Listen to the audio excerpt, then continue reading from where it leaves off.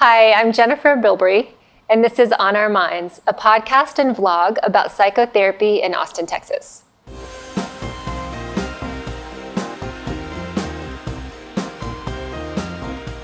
Today I'll be interviewing Adam Maurer, a psychotherapist in Austin, Texas, who specializes in working with the LGBTQ+ community. We're going to be talking about how he works with this population and specifically about how politics and culture affect this population and his work with this population. You know, one of the things I wanted to talk about, but I think I was telling you that I was struggling with asking this question because part of me feels like we shouldn't even give it like the light of day, you know? But I'm curious about your thoughts about counselors who believe in reparative therapy. And maybe you could talk about what reparative therapy is in case people don't know. Yeah, so reparative therapy is the notion that you can change someone's sexuality through therapy practices. Okay. Unfortunately, it actually harms a lot of people. And the research that's out there by all the major muckety-mucks backs up that you cannot change a person's sexuality. Yeah. Like all the major medical and psychological and psychiatric associations, right? I mean, they're all, okay. Yeah. So this is not a question of what's the research say. The research is pretty clear. Very clear. If you tell someone that they should feel shame for some core part of who they are, that is damaging to them. Yes. My concern about like therapists who say they wouldn't work with the population I work with is what do you do if you've been working with someone for months or a year, and in that security you build and the good work you do, then they come out to you. Yeah. I mean, how much of a wound is that to then say, I will no longer see you because you don't align with what I think you ought to be. Yeah. And so that to me is just unimaginable to do to a client. Yeah. And really, it's tantamount to malpractice, really. Yeah. And it comes down to me, like, what if I told someone I wouldn't see them in my practice because of their ethnicity? Yeah. Like, it's just it's so silly. Yeah. And probably partly because I identify as being gay and queer. I'm like, a lot of people could help me. Mm-hmm. And the idea that like someone just wouldn't simply because of something they think about my community I'm from. Right. That is heartbreaking. Yeah. At the same time, it is. Yeah. If you can't get that piece, you would have a really hard time helping people in our community. Yeah. Oh, yeah. Yeah. Right. It's making me think about what you were saying earlier about the difference between LGBT friendly and LGBTQ knowledgeable. Yes. Uh-huh. So a lot of people I love are like, I'm friendly to the queer community. I say queer because she's queer and she loves that word. It's like an umbrella term. So a lot of people would say they're friendly, that meaning like they're not going to kick you out of the office, which is great. We need that. Yes. At the same time, there's a big difference between being friendly and being knowledgeable. So knowledgeable is like, I can talk about Grindr. I know what topping and bottoming is. I know what like purging is in like trans terms. Yeah. So things like that like, you know, if you're just friendly, a lot of your clients might be teaching you that terminology. And not that a client can't teach you something new, but you don't want to put the burden on your clients to teach you stuff.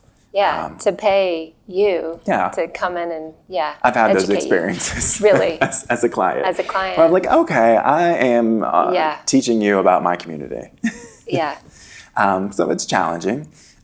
So, you know, if you're a therapist and you're looking to learn more, there's tons of ways to get involved. Oh, yeah. So there's like AIDS Walk Austin.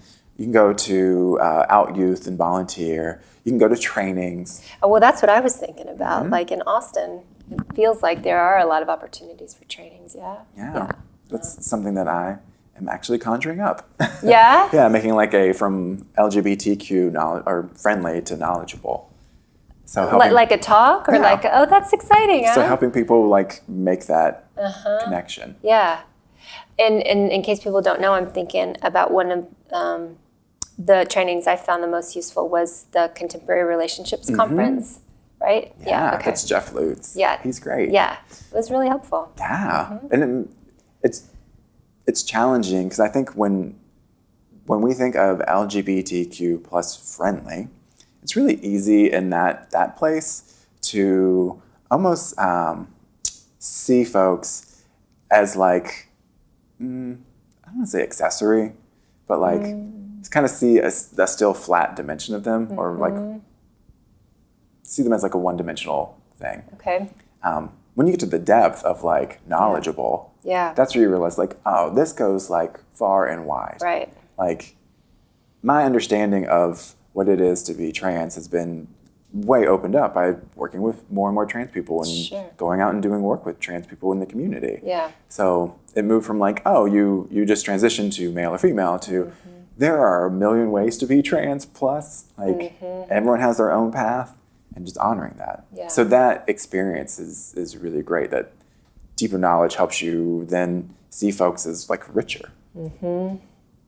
So talk more about, instead of being, I can't remember how you put it, but instead of being like friendly, being a teammate. Yeah. Oh. How did you say? Yeah. Oh, so for allies. Yes, allies. So yes. a lot of folks ask me, they're like, Adam, I want to be supportive. I want to be a good ally. What do I do? What does that mean? And I'm like, cool. I appreciate it. One, like you recognize that like there's a community that needs support. Yeah. Cool. I was saying that what I don't need is a cheerleader. I have enough people in my life to praise me, and trust me, she has no problem praising herself.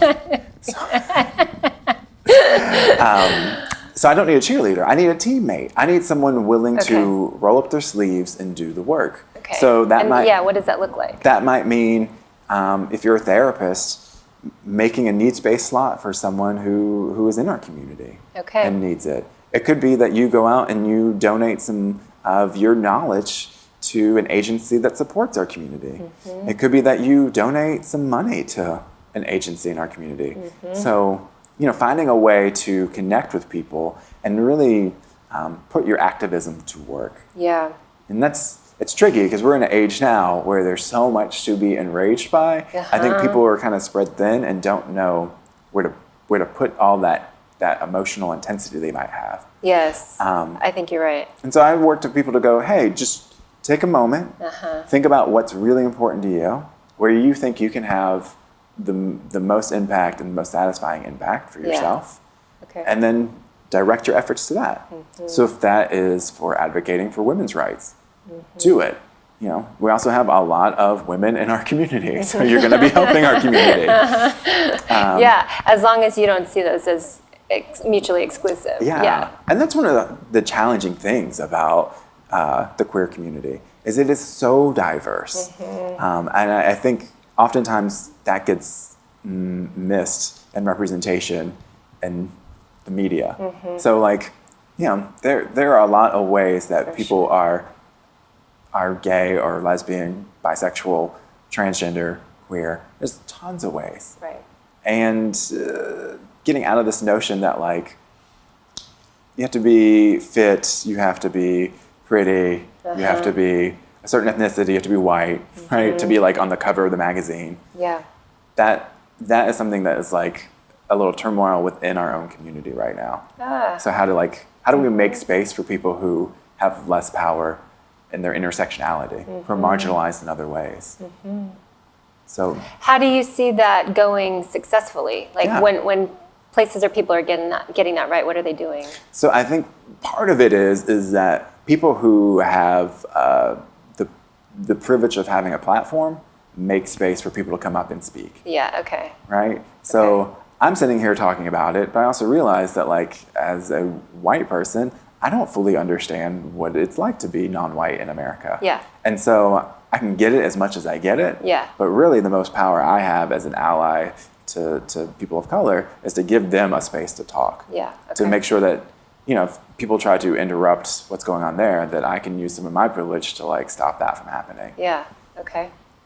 You are inspiring me to invite a more diverse population on this platform. Yeah. This is a platform, cool. in itself. But as you were talking, I was also thinking about Ivanka Trump's tweet not too long ago, maybe like a month ago or so. Did you hear about this? I did not. I can't remember what day it was. It was some kind of celebratory where it came out for the community day. Yeah. And it's And my thought, and a lot of people's thought about it was, what are you doing about that? Like, okay, so you're supportive. What does that mean? So you're just saying the words, you know? And in a way, that's what I hear you saying about being a teammate. Like, show up and play. Yeah, you have to put some skin in the game. Yeah. You can't just sit there and say, that's people. terrible. Yeah. My best friends are gay. Yeah. Well, great, sweetie. Are you out there marching on the streets with me? Exactly. To make sure that my marriage doesn't get dissolved because someone's upset that I get to be married to a man. Yes.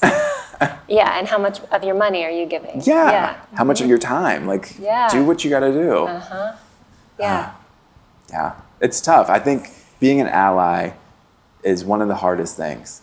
So as someone who is often an ally to women, right? Like there's a lot of things I understand that women might need that I have to then be out of. Like we had the Alamo Draft House thing. Oh yeah, Wonder Woman. Yeah, we're Wonder Woman. And people were like, I can't believe women get their own screening. I'm like, really? Like women can't have anything? Exactly.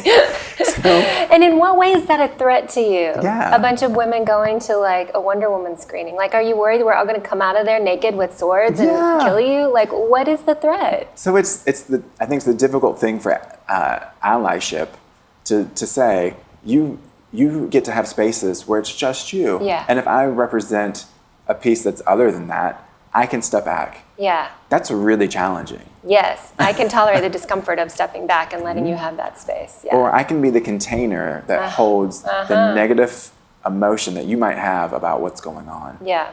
So I hear a lot about the ways that white people are fucking up. Yeah. Which I'm fine with. I'm like, sure, it's true. Absolutely true, yeah. I'm not going to fight you on that. No. And the same way, I got to be able to talk to straight people in my life about like, hey, this is really frustrating to me at times. This is annoying to me. There's a privilege that goes with this that I don't get to have. Yeah. Something you might take for granted, I have to fight tooth and nail for. Yes.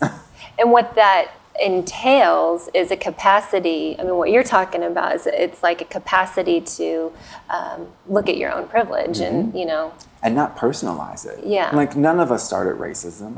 No one here started like heterosexism. These are just worlds that we were born into. Yes. What matters to me and dealing with these injustices is how do we then say, cool, this is the world we're in. What's my part and what can I do now? Yeah. I didn't start it, but I can damn well end it. Yes. Take responsibility for some part of it. Yeah. Do something. Yeah. And, you know, that I think itself is really important.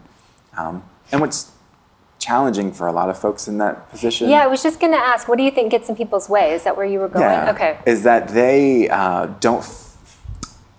Having privilege doesn't mean you have not had difficult times. It just means that your life wasn't difficult because of your privilege. Wait, say that again, Adam. That was good. I got to write that down. Yeah. So having privilege doesn't mean you haven't had difficult times. It just means you haven't had difficult times because of your privilege. Because of your privilege, yes. So like, I've had issues because I'm gay. Like I had to go to a different state to get married. Right. Because we got married before the Supreme Court allowed it. Okay. But I've never had issues from being white. Yes. I've never had to been like, I'm getting harassed for being white. Like that doesn't happen for people. Yeah. So it's really challenging. Whereas I haven't been harassed because I'm straight, but harassed because I'm a woman. Oh, for sure, right? Yeah. The other day at the gas station. Yeah. Oh, sexism. It's everywhere. Everywhere. Really? Yeah. And that I think is one of the best ways to connect to communities that you want to support is understanding ways that you might be marginalized and what your experience is, and then how to take that and go, cool, these people probably feel the same way. Yeah. When I'm sitting here telling my girlfriends about what happened and they all shake their head, yes, that's terrible. And I tell a guy and they're like, well, he was probably just... Right. And that happens for other communities. Yeah. And so providing a way for that to be a conversation rather than just another thing to have to deal with. Right. Another microaggression. Yeah. This was On Our Minds, a podcast and vlog about psychotherapy in Austin, Texas. Learn more and see more episodes on my website at www.jenniferbilbrey.com.